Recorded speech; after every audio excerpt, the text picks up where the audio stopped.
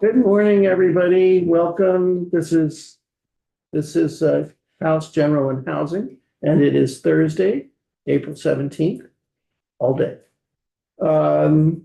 We are going to start our day with testimony on Prop 3, Declaration of Rights, Ray Collective Bargaining, and we have four witnesses.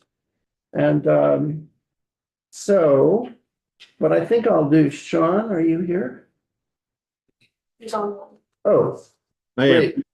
Sean, what I'm going to do is ask the committee to introduce itself to you and to the other witnesses. Good morning, Sean. I'm Ashley Bartley. I serve Fairfax and Georgia. Good morning, Leonora Dodge. I serve Essex. Joe Parsons, Newbury, Topsom, and Groton. Tom Charlton, I represent Athens, Chester, Grafton, and Wyndham. Debbie Dolgan, St. Johnsbury, Concord, and Kirby. El Pezo, Chittenden 20, Colchester. Mary Howard, Rutland City, District 6. Good morning. I'm Elizabeth Burrows and I represent Windsor 1, which is Heartland, West Windsor, and Windsor. Good morning, Sean, and welcome. I'm Mark Mahaly. I represent Calais, Plainfield, and Marshfield. What I would suggest is that you identify yourself and take it away. Thank you very much. Good morning, Mr. Chairman and members of the committee. My name is Sean Stott. I'm the Director of Governmental Affairs for the Laborers Midwest region. My office covers 8 states and the majority of 2 others, including Illinois, which is where I do most of my work representing our members who primarily work in construction, but also in our state's correctional institutions, county offices, city offices, school buses, and many other places of employment. It's an honor to appear before you once again today to discuss Illinois' experience leading up to and its experience since passage of the amendment enshrining the protection of fundamental workers' rights in our state's constitution. Last year in a similar hearing, I referenced some of the similarities between our respective states' worker protections: collective bargaining rights for public employees, prevailing wage requirements for construction workers, minimum wage rates that are nearly twice the woeful federal standard, and the fact that Vermont and Illinois are 2 of the 24 states that allow workers and their employers to bargain on a relatively level playing field. You may recall that in 2015, Illinois came as close to losing that balance as it ever had. A newly elected governor made right to work for less laws the centerpiece of his so-called reform agenda. This was not something that he had campaigned on. In fact, the issue was not something that any nominee for governor or from either major party had campaigned on in the last 50 years, if ever. But 1 month after taking office, the governor announced that he wanted Illinois to be a right to work for less state, despite the fact that both chambers of the legislature were controlled by supermajorities from the opposite party, and despite many legislators from his own party who were strong supporters of workers' rights. That governor refused to sign a state budget until he got what he wanted. For the next 2 years, our state was paralyzed. What spending authority state government had was limited to court-ordered mandates and the rare continuing appropriation. Illinois' bill backlog quickly skyrocketed to $15 billion. Interest debt from late payments to state vendors alone topped $1.1 billion, more than the previous 18 years combined. The state's bond rating was downgraded a combined 8 times and hovered above junk status. Our social safety net was shredded. This standoff continued for 2 years and 6 days until July 6, 2017. After the dust settled, the legislature passed a bill prohibiting local governments from passing ordinances that restricted the negotiating process between employers and employees. Not surprisingly, that legislation was vetoed by the same governor, and despite bipartisan support, an override attempt fell 1 vote short. That legislation was passed again and signed into law by a new governor in 2019. But as we all know, laws can change. Illinois worker advocates had watched in shock and lent our voices to the protests earlier in the decade as some of the strongest union states in the nation, our neighbors to the north and east, Michigan, Wisconsin, and Indiana, stripped basic rights away from workers. And we had watched in real time as Missouri, our neighbor to the west, passed identical legislation in 2018, only to see their voters reject that law by an overwhelming 2-to-1 majority just months later with a citizens' veto referendum. With all of these events and our own experiences still fresh in our minds, workers' rights advocates sought to enshrine the most basic worker right in the state's constitution. Doing so in Illinois requires a 3/5 majority vote by both chambers of the legislature and then approval by the voters. The Workers' Rights Amendment not only received supermajority support in the General Assembly, it received 3/5 support among Republicans in the state Senate, a significant share of GOP House members, and unanimous support among legislative Democrats.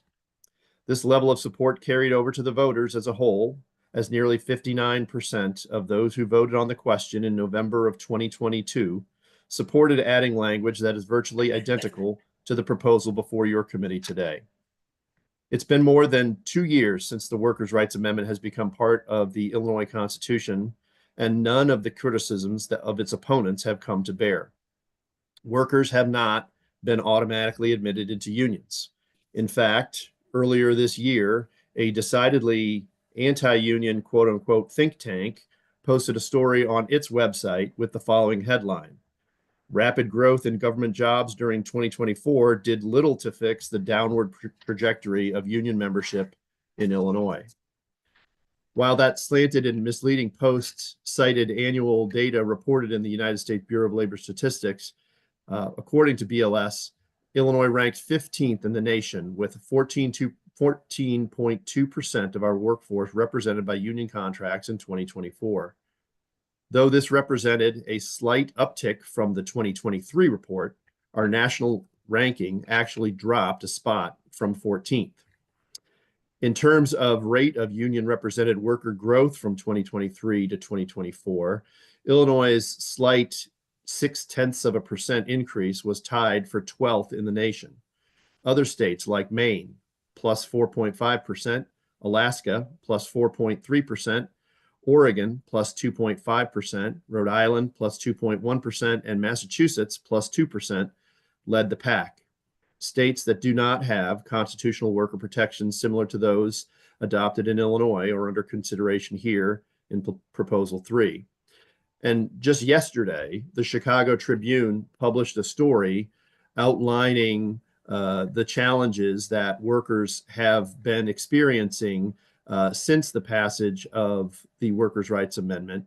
That being the couple of examples that they use in that story were state attorneys in Cook County, our largest county, where Chicago is located. They have not been voluntarily recognized and are currently challenging a longstanding court ruling that prohibits them from organizing. And then they also, the union that is seeking to represent them is also seeking a change in law to address that situation. And along those same lines, some workers employed by the General Assembly itself, who are expressly prohibited by our collective bargaining law from organizing, are asserting their rights under the constitutional amendment. But it was by no means an automatic thing. It is still ongoing, a couple years underway through the court system. And unless and until the courts rule in their favor, or again, the legislature changes the law, those workers are going to have the same restrictions on their ability to unionize as they had before the constitutional amendment. Nor have businesses avoided or fled Illinois. In fact, businesses large and small continue to locate in the state. In 2023, the first year after passage of the Workers' Rights Amendment, private investment through the state's primary economic development programs was $6.3 billion. That number nearly doubled to $12.5 billion in 2024. So, If Illinois' Workers' Rights Amendment did not open the door to its detractors' hyperbolic predictions of universal unionization or business outmigration, what has been the result of the amendment, and what could it mean for the people of Vermont? In a word, I would suggest stability. No longer would workers'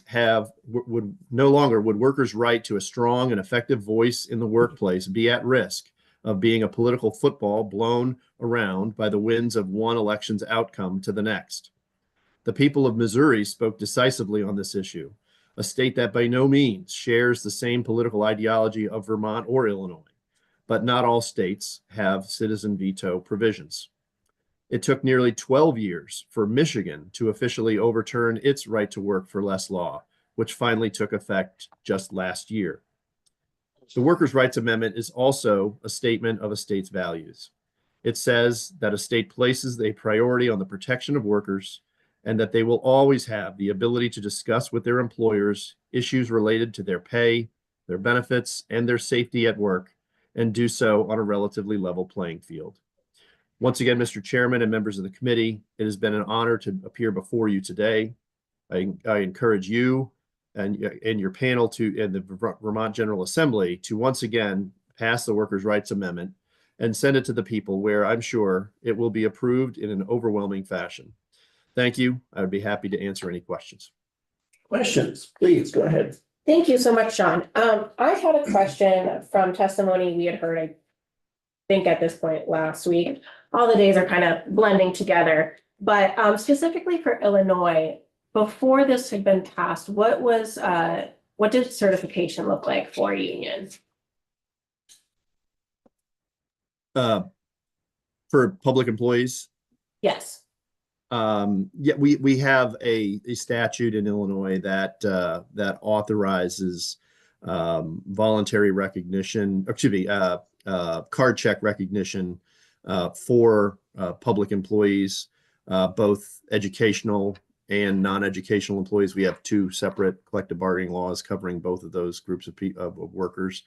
And so I don't want to misspeak, but if a bargaining unit can show that it has majority support through the display of cards signed by workers in the bargaining unit, then that bargaining unit will be recognized.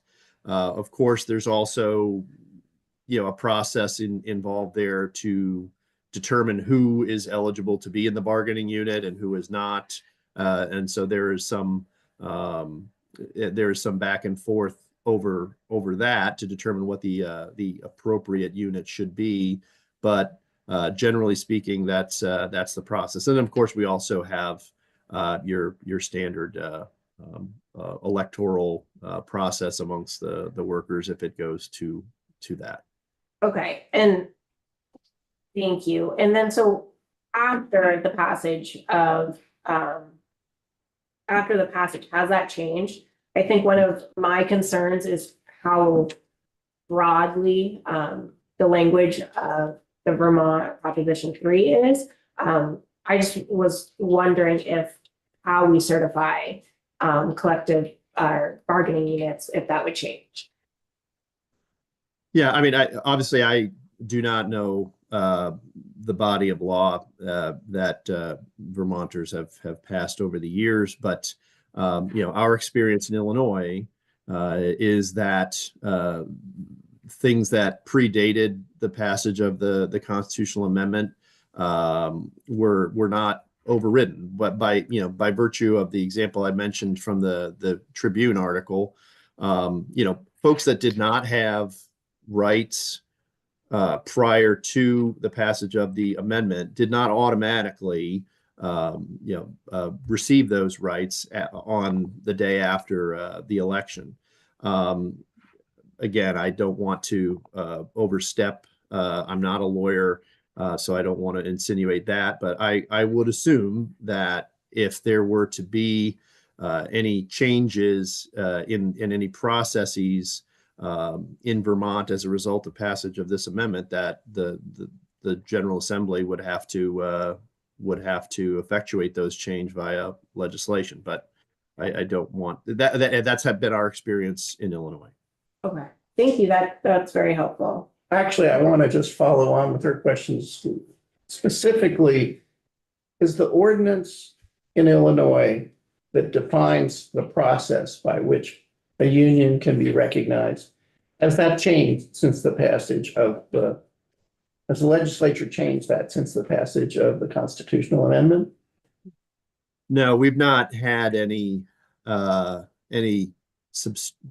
significant changes to our collective bargaining laws, and certainly nothing related to the who's eligible in terms of the size of the bargaining unit. Back in my early days for the laborers union, we were strong advocates of amending the law to include more people in smaller units of government, but that was 20 years ago. We had in the aftermath of the Janus decision at the Supreme Court, which was prior to the constitutional amendments passage. I mean, that was probably the most significant recent change that we've had to our collective bargaining law, and that would have been in 2019, 2020. Actually, I do have a question about the Janus case, not so much a legal question, but just a what happened question. We had a law professor here who wrote a memo about Proposition 3 a couple of years ago. And in the memo, he sort of reviewed the Janus decision. And in a footnote, which is, I mean, I admit I'm not an expert in this at all, but in a footnote, what he says is that the nation's two largest public sector unions lost the vast majority of I'm reading it, agency fee payers after the ruling. That is, I guess, people who weren't members of the union. I mean, really like 98% decline, that kind of thing. Then he said, however, there was little change in the number of dues paying members. Has that been your experience? You want to comment generally on Janus and what happened? The laborers represent a small but significant number of public employees. We have not experienced a large loss of dues paying members. And I can tell you that for a fact. I don't want to suggest that that other organizations are trying to put a good spin on something that on a bad situation, but I will say that what I have heard from them is that they have not received. In fact, they probably, some have indicated they saw an uptick in the dues paying membership in the aftermath of Janus. And that's just because folks recognized it, again, take this with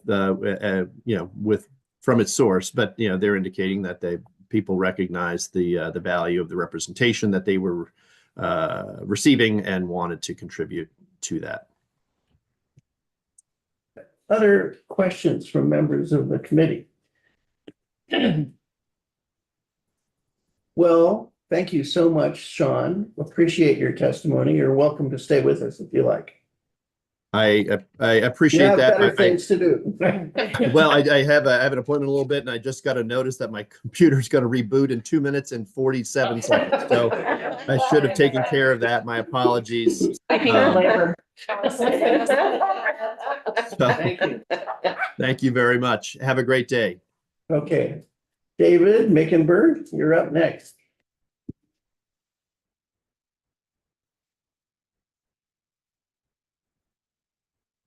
Good morning.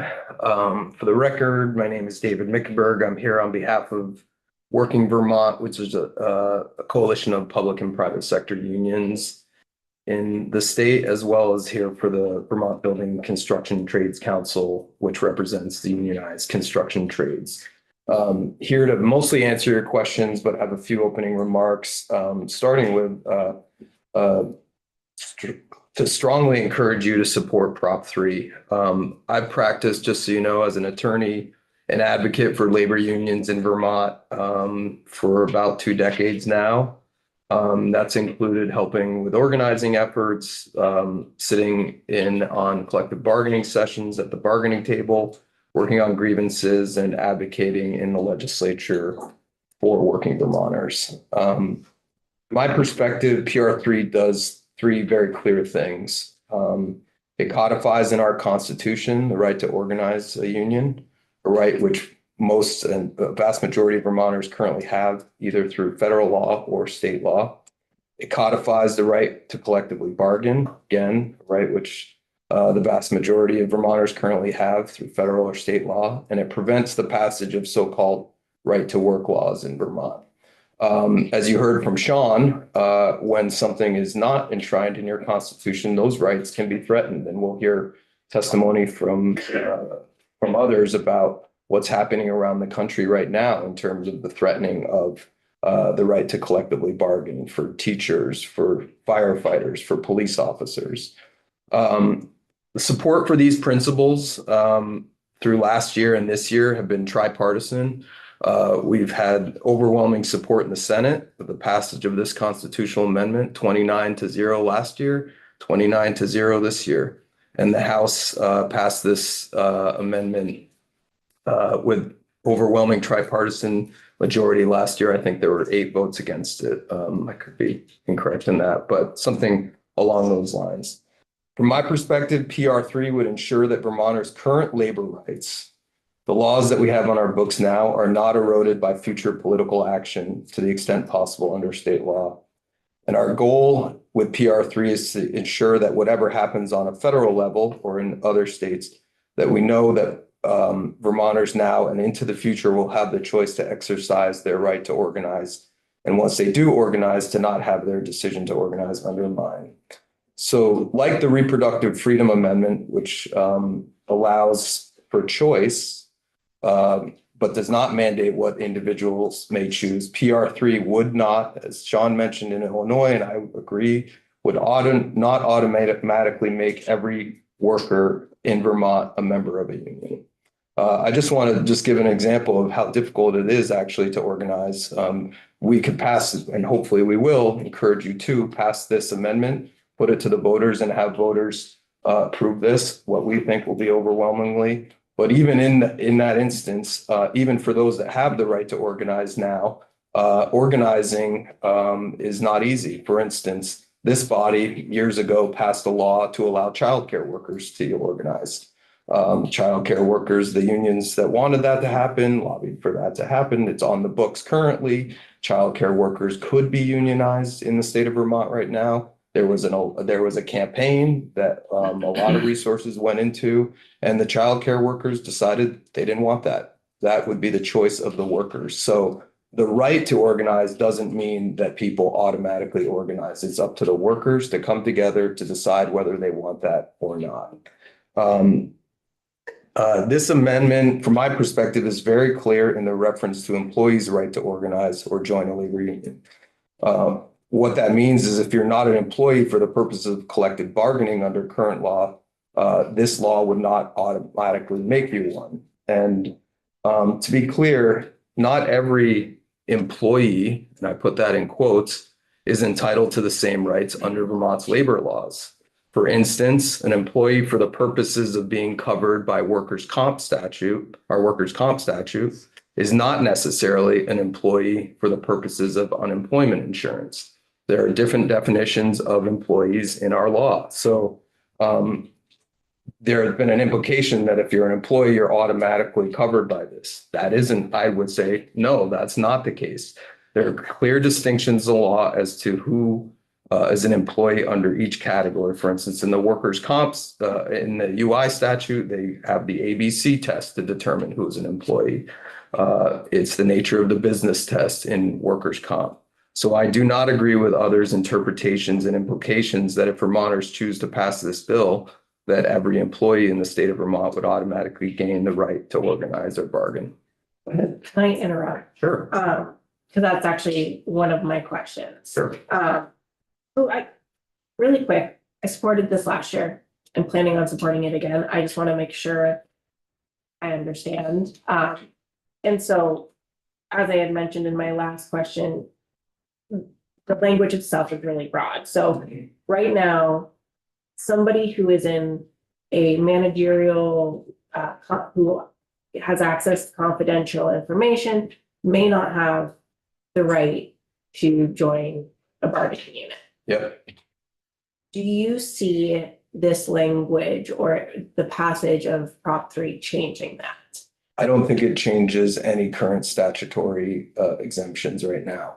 Would there be In the some? future? Sure. Okay. Yeah. But this Prop 3 does not do that, in your opinion? In my opinion, it doesn't change anything that's currently in law. Okay. So- And I would also reference you to, there was a memo that was passed around, Yona Rosen from the Deputy General Counsel, from. That's right. Yeah. So I appreciate She it. talks about the scope of employees and statutory exemptions, so. I guess I'd like to follow on this and Sure. discuss it a little more. I have to admit, I'm puzzled by this conclusion. I too support PR3. Yes. It's true, and it became clear to me when Sean was testifying that a lot of the impetus behind the amendment in Illinois, and I assume here, was simply to memorialize in Constitution the right. Yeah. Because of horrible experience they had in Illinois. But beyond that, if I were just looking at the wording of this, I would assume that the purpose of this was in fact to be able to broaden those rights. Normally, when courts look at constitutions to interpret words, they go to the dictionary. They don't just look at current law. They assume that the constitutional provision trumps current law. And so they look at the whole thing. This is very broadly written. It seems to me to be sort of self-executing. Why would a court ensure? I mean, this doesn't say that the purpose is that employees, as they are defined in current law, it doesn't say that. It just says employees. Mhm. Why would a court look to our law with all of its exclusions and say, well, consequently, I assume that farm workers don't have the right to organize under this constitutional amendment? I don't have a hesitation at all that we have the right, that the legislature has the right, if this passed, Mhm. to pass laws dealing with the process of how, card check, all of that stuff, those would stand, I think. But it's hard for me to understand. It certainly doesn't seem to be automatic, and I'm kind of dubious whether the court would interpret the word employee here by reference to all of the exemptions that are in existing law. Yeah, and I don't fashion myself a constitutional scholar, nor do I think I have can speak for the Supreme Court. So obviously that would be something they would weigh. Maybe they would look at the plain meaning of employee. I mean, there is a constitutional provision in our Vermont Constitution about workers' comp and says employee. Does that mean that automatically means everyone, is covered under that definition? Well, that's been interpreted differently. So you're correct. The court could possibly interpret things differently. From our perspective, and my underlying point, to be clear, is that I don't think it's an automatic that just because it says the word employee, that somebody is automatically going to be given the right to organize. Now, if they are given that right to organize, we represent unions. We think that's a good thing. You know what I mean? So you would, wouldn't you argue if there were a case, let's say some group that's excluded now, not because for obvious reasons they had access to confidential information or something like that, but a group of people like, I'm just picking farm workers sure. as an example. Yeah, because it's a glaring omission. Yeah, if they were to say the meaning of this is to clearly give every employee a right to organize, so any law to the contrary is void, I'm assuming you guys would say, yeah, that's what we meant. I would say that's what we support, and we support that. I don't know that it's so, I don't think it would be automatic. They would have to make an argument, and I'm not here prepared to make that argument to the Supreme Court, but they would have to make an argument as to why they're distinguished by the exclusion in law, that the intent, that the definition of, they are not included as an employee under current law. They're not included as an employee in federal law. So there would have to be some, they'd have to look at the historical basis for it. They'd have to look at the legislative intent when that law was passed. Did they actually want them to be considered? Did the legislature want them to be considered employees in the most broadest sense? I mean, that would be an argument to be made. But my point is, I don't think there's anything in this language that makes it automatic. Could somebody bring a lawsuit to say, yes, I am under the plain meaning of what an employee is? I guess somebody, yeah. So they could, of course. And, but my point is to alleviate some sense of, or some fear or concern that people are going to automatically be considered employees for the purpose of collective bargaining and organizing based on the current state of our law. I just would hope to alleviate that. And by way of example, that is not what has happened in Illinois. Now, Sean mentioned a couple of folks that are working in Illinois to establish that right, and we still don't know. Right. The import of this is to keep in place what we have and to prevent the erosion of our rights to collectively bargain and to organize and to be free from right to work laws. So I do have another question, but first I want to ask if there are members of the committee who would like to ask David a question. David. can I just add one more thing? Yeah, To sure. your point, let's say there was a Supreme Court case that happened and they, interpret this in the most broad sense of the word employee, and that those individuals would be granted that right. Well, then to what you said also, there's nothing in this amendment which would automatically create a process for that to happen. So to effectuate that right, there would have to be a statutory process to create the union.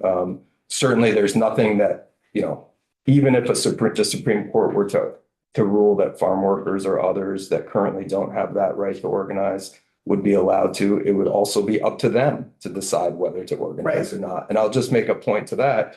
Currently in the farm worker organizing movement, it's not about unionization. It's about economic leverage, the Milk with Dignity campaign. It's about using their, so just in terms of that concern of this group specifically, that has not been the trend, neither in Vermont nor more broadly around the country. So I will mention too, just so you know, when we had testimony in the Senate, they specifically held this open. They were going to sort of have testimony and then vote on it since there was general agreement. And they held open testimony for about 2 or 3 weeks so that organizations and others that were in opposition or had fears about the breadth of this would come in. None of that happened. There was no opposition that was vocalized in the Senate, at least during that process, even though they were given time to do that. So I just think one of I interrupted you. You had another question. Well, just to be clear, I'm not afraid of the breadth of it. I just think it's very broad. I do have a question about this Janus case. Yes, happy to talk. Are you the one I should ask? I can try. Yeah, I've been involved with that. Okay. Yeah. I haven't read the case. Okay. My understanding of the case is that it held, I'm just reading from Peter's memo, public sector unions cannot require non-member employees to pay dues or equivalent fees for services the union provides because compelling employees to support union activities would violate their free speech, freedom of association. The court went further, imposing the requirement that public sector employees must affirmatively opt into union membership rather than being automatically enrolled. Mm-hmm. I'm not quite sure. Could you explain how the last sentence, the last phrase of Section 1 of the constitutional amendment that prohibits the application or execution of an agreement between an employer and a labor organization representing the employer's employees that requires membership in the labor organization as a condition of employment. How does that not violate Janus? Well, Janus, given the supremacy clause, Janus, that would only apply to private sector unions. This would not apply to public sector unions. So public sector unions under Janus was a public sector union case, yeah. So right now, such agreements are not permissible. You can't require fair share fees. Right. Given the Janus decision. You can under private sector So this, agreements. And just to be clear, this is an agreement between an employer and an employee organization. They have agreed to require that for the purposes of formation of the union. It's distinguished from Janus in that Janus applied only to public sector. There was another case, Harris v. Quinn, which was the precursor to Janus, which did the same thing that Janus did for quasi-public sector unions. So the child care workers union that I mentioned, the home care workers union, which we also organized in the state of Vermont and is represented by AFSCME currently, they also would not be able to enter into such agreements to require membership in the union and therefore fair share fees to be paid. so what you're saying is that this phrase applies to private sector unions, Yes. not public sector. Yes, and But although, aren't you also, did I hear wrong, saying this isn't prohibiting it where the employer and the employee agree to it in a contract, in the private sector. but it's only in the private sector? Although the reason that we, others may, other attorneys in the room may see this differently, but the reason that we want this here, one is to prevent right to work, which is left up to the states now. But two, Supreme Court decisions change. And we would hope that in the future, the Harris v. Quinn, just like the case that was overturned by Harris v. Quinn and the Janus decision had been on the books for 40, 50, 60 years, something like that. We would hope that as things evolve, that decision may at some point in the future be seen as not wise. And so we would want to have in our Constitution the ability to enter into these types of agreements. Forgive me, I'm educating myself here. Sure. Even under Janus, could an employer and an employee voluntarily in the public sector negotiate an agreement whereby all workers have to join the union? I guess not. No. Not, okay. And then they can't, and just to be clear, just to understand, despite Janus, we still as labor unions still have the obligation to represent all workers Yeah. that are in right. that bargaining unit. So we have not just the resource obligation, but the legal obligation to represent. And that's why it was so sort of offensive. The Janus decision and the Harris v. Quinn decision was so offensive because we still are required to represent them, which we do. And so the fact that somebody can get representation without having to contribute to the collective effort for that representation is somewhat offensive. So, but it is the state of affairs. So you can't have if there's a collective bargaining unit, you can't have separate agreements with individual members. Please go ahead. So if someone is not part of that union and at a particular employment and they strike, so those people that are not part of that union, they don't have to strike. So if there's a business or that's represented by a union and the union goes on strike, I don't think anyone is compelled to strike. The union can be on strike, but individuals aren't compelled to strike. They could agree to cross the picket line and continue to go to work as an individual. So the right to strike doesn't require just because that particular business is represented by a union, it doesn't require that everyone participate in the strike. It doesn't require either union members or non-union members Yes. to. Correct. Yeah. So.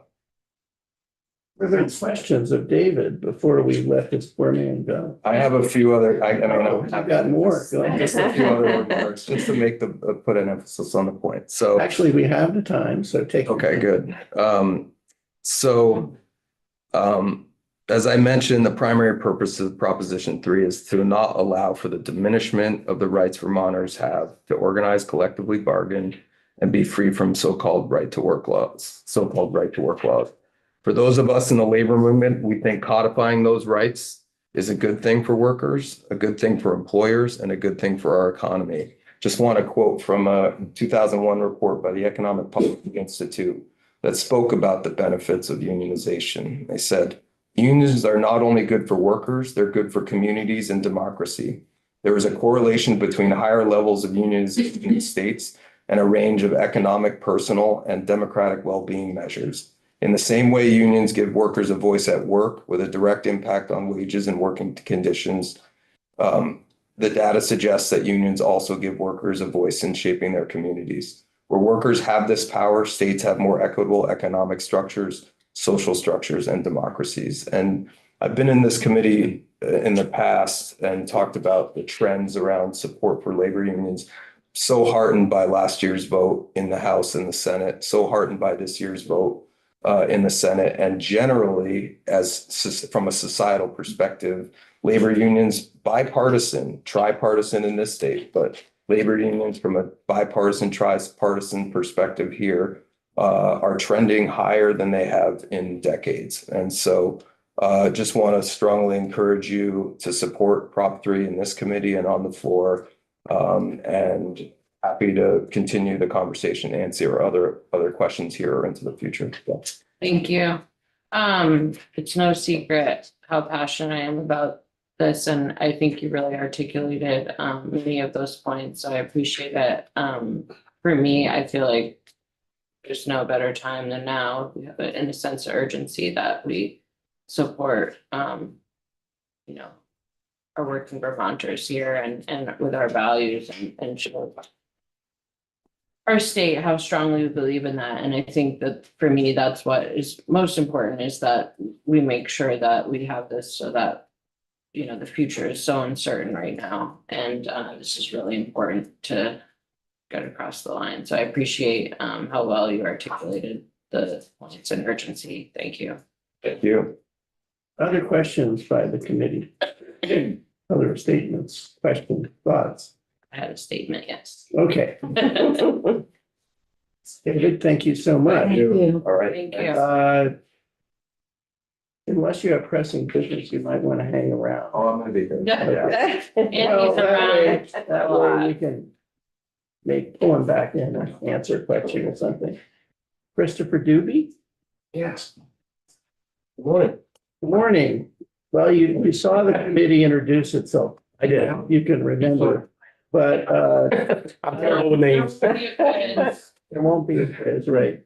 Mr. Chair and distinguished members, thank you for giving me the time to give you a couple of my thoughts on this historic piece of You legislation. want to introduce Yeah, yourself? so for the record, my name is Chris Doobie. I'm the president of the Professional Firefighters of Vermont.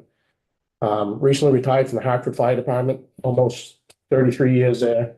Been actively involved in union stuff from day one. Held numerous positions within my local and on the state, ultimately culminating to the level that I'm at. So, Congratulations on your retirement. yeah, it was needed. When you get grumpy doing your job, it's time to leave. That was a great job. It was a great run. I enjoyed it. Don't get me wrong. I'm very laid back when I testify, so I don't mean to offend anybody. I love helping people, but it's 33 years of doing it. You get, bell will go off at 2 a.m. Change is good. Change is good. So again, Chris Doobie, Professional Firefighters of Vermont. So on behalf of our 300 plus active and active retired members, career members in the state of Vermont, I'm honored to provide testimony today on this important and hopefully historic legislation of the amendment for the Vermont Constitution. So the importance of passing this piece of legislation and ensuring the right to organize and collectively bargain is a major step in protecting workers in the state of Vermont. So being an active union member for over 33 years, currently as the president of the Professional Firefighters, I often hear from leaders around the country of attacks on labor. There's been legislation that's been presented that restricts collective bargaining, such as the right to work, which is prevalent in over 26 states in the country and the territory of Guam. So let's be clear, right to work is not right to work. It's right not to work. I can give you that the perspective of leadership from states, professional leaders on states around the country that tell me these horror stories. We'll start with New Hampshire. They deal with it every legislative session of having to fight back right to work legislation. Luckily, it hasn't gained traction, but just the fact that they're fighting it takes a tremendous amount of effort. And it also detracts from addressing the important issues that are out there that need to be addressed when it comes to labor, safety, health, and so forth. So this constitutional amendment would hopefully curb that. We won't see that moving forward. Recently, I don't know if you heard, but out in Utah, they're a right to work state. They passed a bill that's signed into law, HB 267.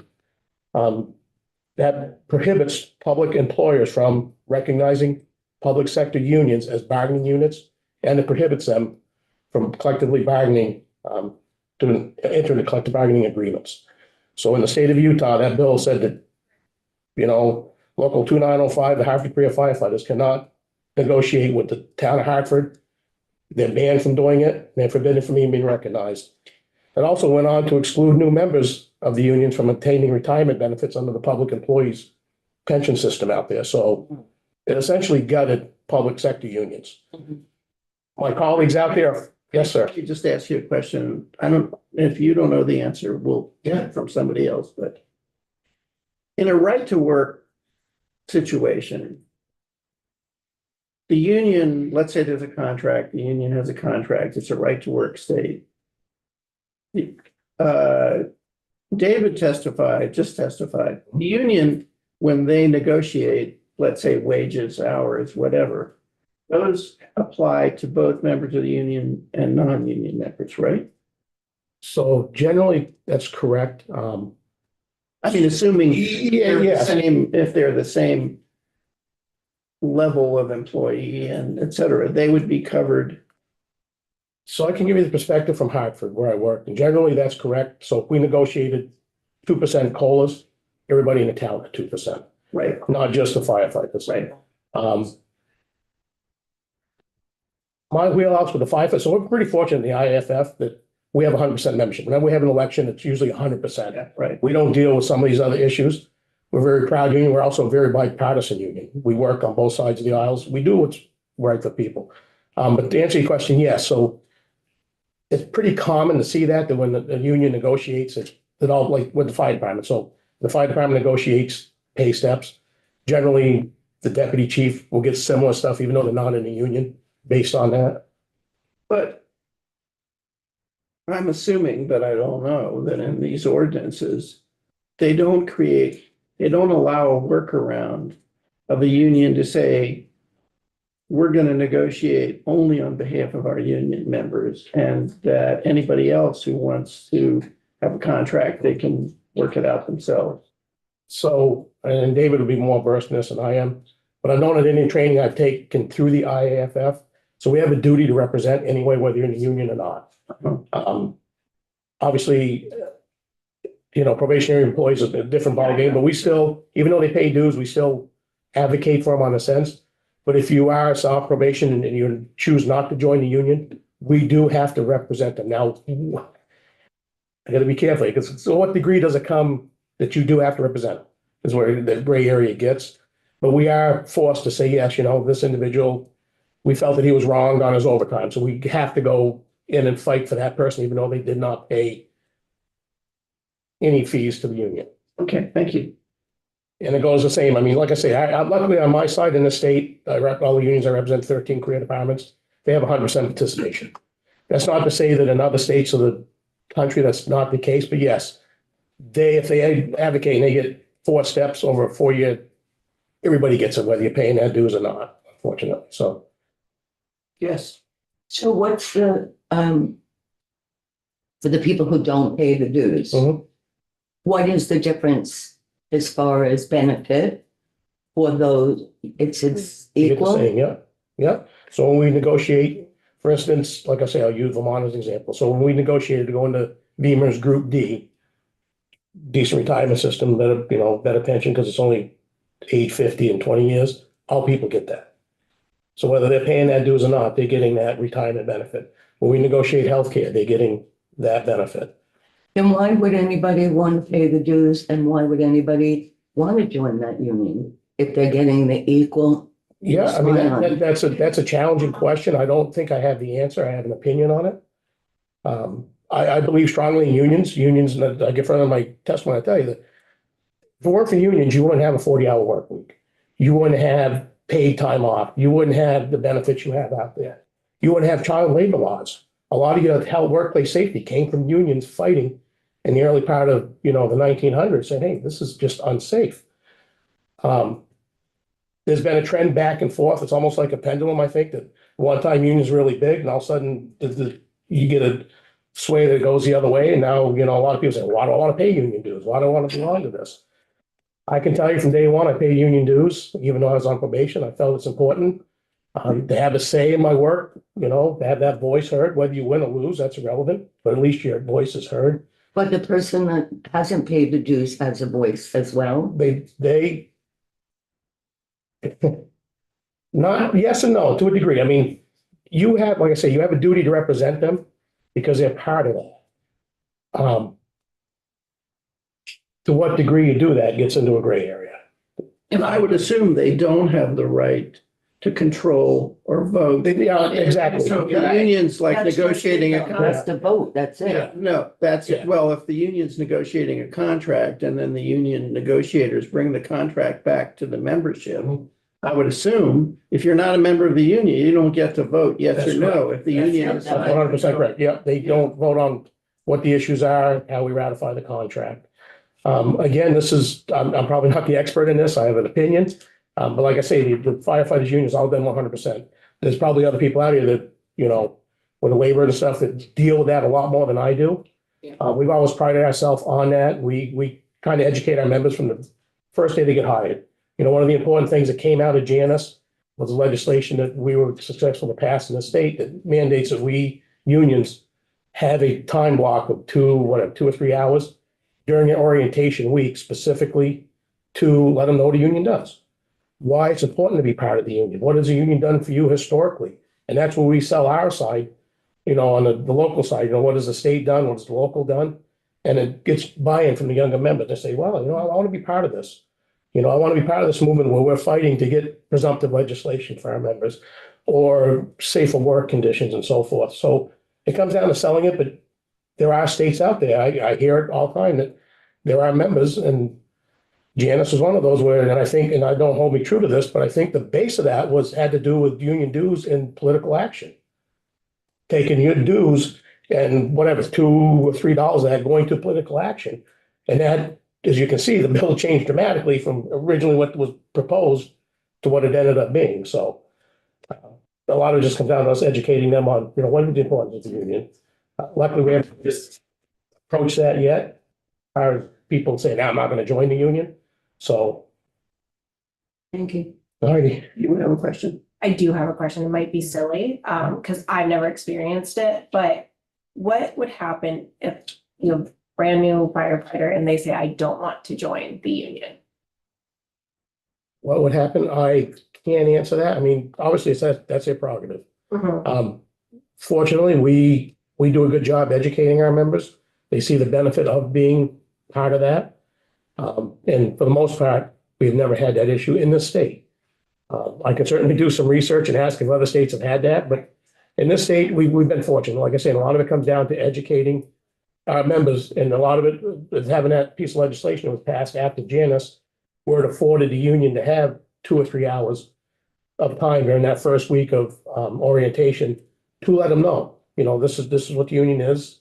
This is what the dues cost. This is what we do. This is what you're gonna get out of it. And we lay it out, A through Z.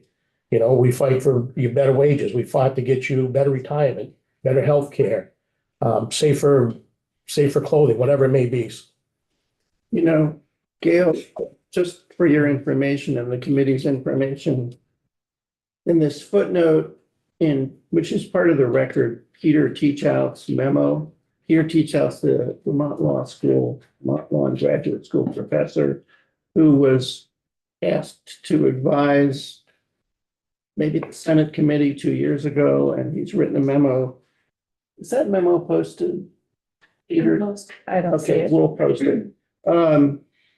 And that's the one I was reading from. And while almost all of the people who are chose not to join the union after the Janus case, they dropped out of the union. But interestingly, this is AFSCME. It's okay. Only deals with the American Federation of State, County, and Municipal Employees, but that's a big union. And AFSCME retained 94% of its members. So although some people after Janus concluded that I get the benefits, why should I pay the dues? Most people, for whatever reasons, whatever they might be, I'm not going to comment on that, decided to stay a member of the union. Yes. Can I follow up with a theoretical question that maybe somebody else, if you cannot? So you hypothetically, because you haven't had this, you have somebody who joins, says, nope, I don't want to be part of the union. When there's negotiation over pay, that wouldn't affect them, correct? Correct. Yep. Well, they would get the benefit They would of get- whatever contract. Yeah, but we wouldn't, be clear, they couldn't have a say on union activity. We have to represent them. They're gonna get the same benefits that we fight for without paying that dues. Now, interestingly, on the Janus, Mr. Chair, you bring it up. Oddly enough, the IFF, our numbers have grown significantly since then. By about, I think the most recent numbers are between 25 to 30,000 new members that we've added. Even in the state, I brought on 2 locals, Woodstock and Colchester. And we have 2 or 3 more in the queue that are going full-time that want to organize with us. So the attempt was to get unions. Actually, I think in some instances worked the other way. The Janus has actually promoted more union participation. So Chris, I and then all the rest of us interrupted you. Please continue. no, that's fine. That's fine. So going back on that Utah law, so they have similar laws in North Carolina and South Carolina, for instance. Public sector unions are forbidden from negotiating down there. I have a good friend that's the president of the North Carolina Professional Firefighters, recently retired from Asheville, and he said, yeah, that's been on the books for years where they cannot go to their employer and negotiate for contract, work conditions, anything like that. Texas and Georgia have similar laws, but luckily fire and police have been exempted from those, but not other public sectors. So if you're in the public works or teachers, they still are forbidden from negotiating in those states. So like I say, other states have passed similar legislation in Utah, but luckily they've been stalled. The 2 that come to mind has been Idaho and Montana. They've been luckily to fight it back. Going back to the Utah, talking to the president out there, so they can repeal that. They're in the process of doing that with a referendum, but it's an uphill battle. I mean, they're forced to have to go out and get a certain percentage of voters from each county, get it certified, go the whole route. So they're working on it, but just to show you how quick things can change with labor, if you looked at that, when that came in, their intent, the bill was one thing that changed course. They knew when they come into it, they never thought it would happen, but this legislation, if we're successful in this state of getting that and trying in our constitution, would prevent those horrible acts from ever happening in this state. And I think that's the important thing to look at. Like I said, right to work, while it sounds pro-labor, is in fact anti-labor. I can tell you the states that have enacted this legislation, they see overall lower wages compared to states that don't have right to work. They see reduced benefits for employees. They don't have as strong healthcare, dental, retirement benefits. And they also see an increase in workplace-related injuries and death. One of the biggest advocates for workplace safety and health are the people that are on the floor. Cutting them out of that discussion to me is criminal because you're allowing industry to dictate, what your conditions are. Who knows firefighting better than a firefighter? So those are some of the issues we see. So when employees are allowed to organize and collectively bargain, they're able to address these inequalities and they're able to provide a safer work environment and equipment along with better pay and benefits. So like I said, proposal 3 does not dictate or require anyone to unionize. That is still an individual's personal right. It does, however, prevent legislation hindering or preventing unionization and collective bargaining from ever being instituted and brought forward in the state, which is a major, major win, not just for organized labor, but for labor in general. So Vermont has always prided itself on being a leader on freedom and rights, and this will only solidify that position. We did it with marriage equality. We did it with abortion rights for females. So to me, this goes right in line with everything else. It is your most fundamental right to decide if you want to organize or not. And as you said, people ask me, do they have to? No, nobody's going to put a gun to your head, so you got to join the union. That is still your personal prerogative. It's up to me as a union leader to educate you on why you should be in there. And I'm not going to force you to join by any means. The proposal would also show that Vermont appreciates its workers and their rights. So the abilities for unions to thrive and workers to have a collective voice on workplace issue benefits all.